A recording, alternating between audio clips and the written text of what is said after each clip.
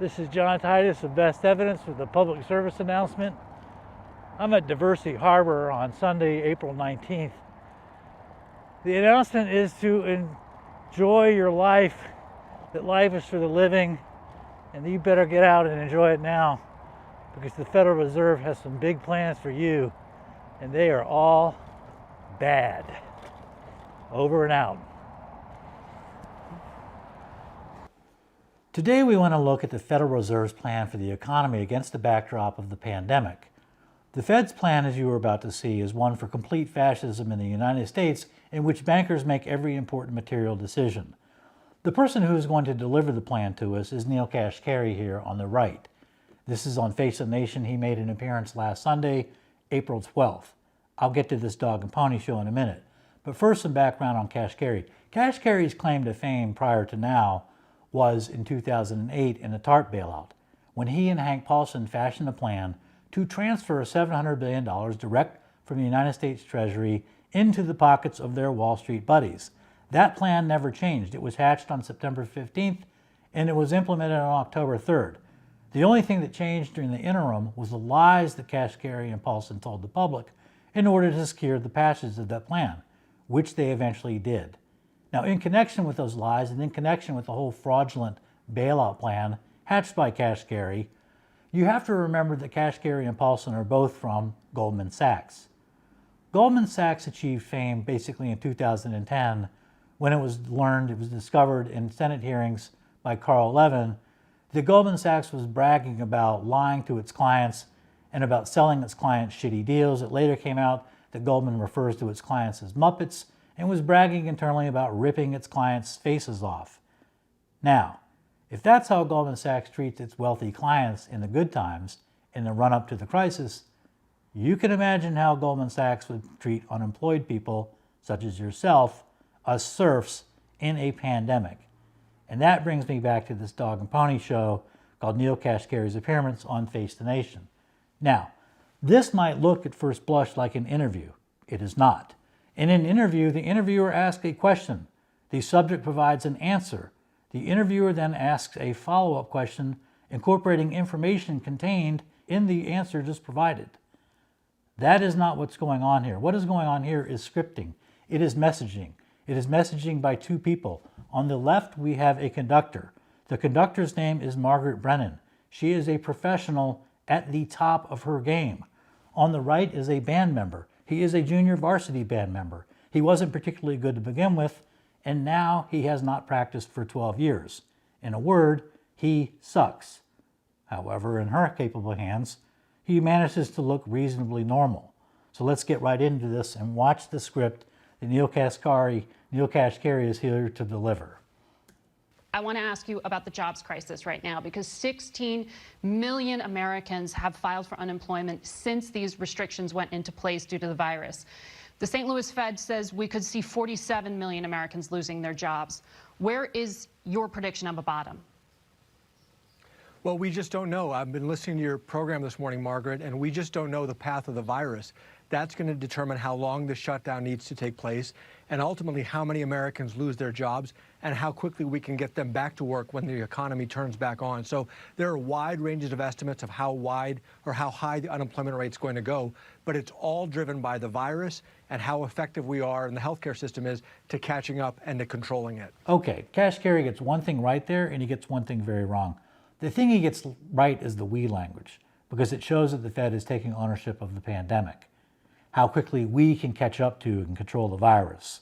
We don't know the path of the virus, and so on and so forth. Everything is couched in terms of we, meaning we, the Fed. The thing he gets wrong is the actual answer. He blows that. The answer is supposed to be, well, let's back up. The question is, where is your prediction of the bottom for the jobs crisis? The answer is supposed to be at least 18 months. You can take any notion of a V-shaped recovery market and you can flush it down the toilet. It is not going to happen. That is not what Neel Kashkari just said. What he just said is, well, I don't know. Depends on the path of the almighty virus. We just don't know. Wrong answer, Neel. And now Margaret's got to clean up his mess. So watch this. She does this with ruthless efficiency. She doesn't even need to to ask a competent follow-up question. So these estimates or predictions of a V-shaped economy, that the economy is just going to turn right back on when people go back to work, is overly optimistic. Okay, if this is a real interview, which it's not, but if it's a real interview, that question is completely incompetent because he just said he doesn't know. He doesn't know where the virus is. He doesn't know when the recovery is going to take foot. He just doesn't know. So her follow-up question, though, should have been, if it's a real interview, well, what do you think? Do you think a V-shaped recovery is possible? She doesn't do that because she recognizes, she knows that Neil flubbed his line, and she knows that he knows he flubbed his line. So she leads him. And the way she leads him is with the snap. And the snap means, no V-shaped recovery, Neil. Got it, scrub? And watch him. Watch him when she does it. I'm going to play it again. But watch when she snaps her fingers. And watch Neil Kashkari's face when he realizes he's been busted out, he got his answer wrong, and now she's bringing him back in, bringing him back onto the reservation. So these estimates or predictions of a V-shaped economy, that the economy is just going to turn right back on when people go back to work, is overly optimistic. I think so. It would be wonderful if some new therapy were developed in the next couple months, that people could have confidence to go back to work, that they could get treatment. Then potentially we would have a V-shaped recovery. But barring some healthcare miracle like that, it seems like we're going to have various phases of rolling flare-ups, as we heard from your guest from Washington, different parts of the economy turning back on, maybe turning back off again. This could be a long, hard road that we have ahead of us until we get to either an effective therapy or a vaccine. It's hard for me to see a V-shaped recovery under that scenario. All right, you got that? Various phases of rolling flare-ups. Honest to God, I wish I knew who wrote this crap. I really do. But some people gobble it up because it sounds complicated, but there's no math. So you can sound really high-tech without actually doing any work. So let's see what Dr. Rolling Flare-Up has to say about the future. Oh, and by the way, where are their masks? I see your mouths less than a foot away from these dirty microphones that are just coated in various phases of rolling saliva from previous guests without ever once being disinfected, I can assure you. Looks like CBS might need to do a little buff job on its messaging. Unless, of course, the real message is freedom and security for us ringleaders and terror and obedience for you trained circus animals, right? I digress. Let's see what Dr. Doolittle has in store for our future.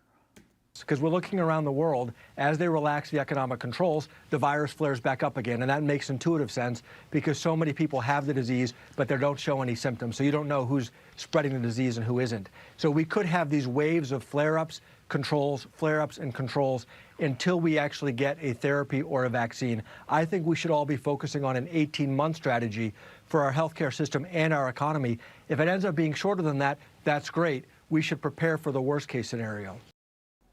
Okay, so there's really two things there. One is the treatment, and two is the duration of the treatment. Let's start with the duration because it's easy. Kashkari says the duration is going to be 18 months, that that's the worst case scenario. Now, if this virus is really as bad as they say it is, query why the worst case scenario is 18 months and not 18 years or 18 decades. But that's really neither here nor there. I think the message is clear. 18 months we're going to be down. It's going to be a long time where we're going to have these various phases of rolling flare-ups, and we need to be cowering in our homes. But the truly horrifying part is the treatment itself. And you have to listen carefully to what he said. He just said, so many people have the disease who aren't showing any symptoms. So you don't know who's spreading and who isn't. And the reason it's horrifying is that completely redefines the disease. He's just reading out the requirement for symptoms, which is what a disease is. Now, in other words, they don't even need to conduct any testing to conclude that you have the disease, and there's nothing you can do about it, because no test can disprove it, because tests simply aren't relevant under his formulation. And he's going to pick up with that in subsequent segments. Watch where he goes with this. This is a very, very dangerous notion, and he's not the only one who's picked up on this. There's other people who are repeating this, but he succinctly formulated it here, and he follows up on it, so let's listen to that. Your colleague, James Bullard of the St. Louis Fed, was with us last week, and he said that the answer lies fully in technology. It's testing and surveillance, getting people before they walk into their employer to have a test and wear a badge. I mean, is that your guidance here too? Well, I would love it if that were possible. I've talked to some healthcare experts who say that it's a fantasy that we're going to be able to test tens of millions of people every day, that there simply is not the equipment, there's not the supply chain. I hope they're wrong. That's a real concern. I don't think we should put all of our eggs only in the mass testing basket. We should try to make that work. We should also invest fully in vaccines, fully in therapies, but then I think we're going to need to be smart about how we start to reopen parts of the economy with those who are at lowest risk until that capacity and that testing and those vaccines and therapies come online. I think we need an all-of-the-above approach because we don't know where we're going to have the breakthrough. Okay, so the Fed's not going to let the economy flatline for 18 months, thank God. They're going to open it back up in dribs and drabs. And they're going to do so based on the notion of good people and bad people.